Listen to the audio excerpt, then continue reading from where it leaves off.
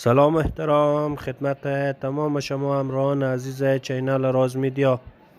خدمت شما عزیزان قرار داریم در گشتی دیدنی بین حکمت الله پهلوان از کلب پال سادات و امید پهلوان از کلب پاریا.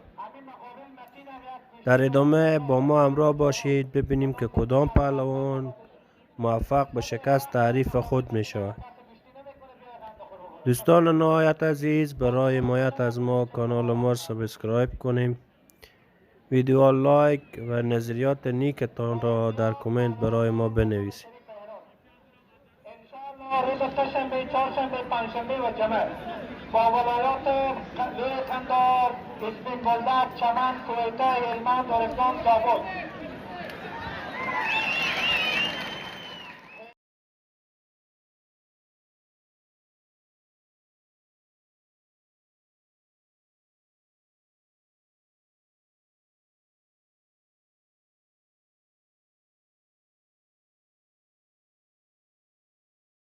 فراق، گور و باقی کشتی زیبایی در همین میدان میشه.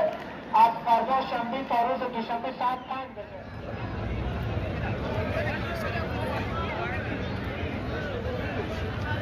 راند هشتم به نام سوژه خلاف آریا.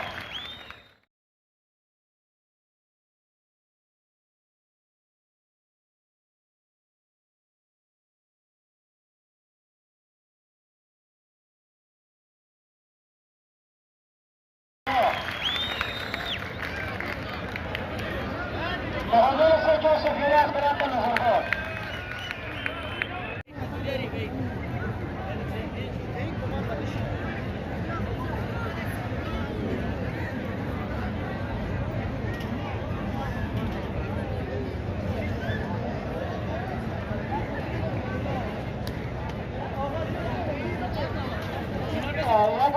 طرف علی احمد بره ولی احمد برام بیاری آنجا دستوش بین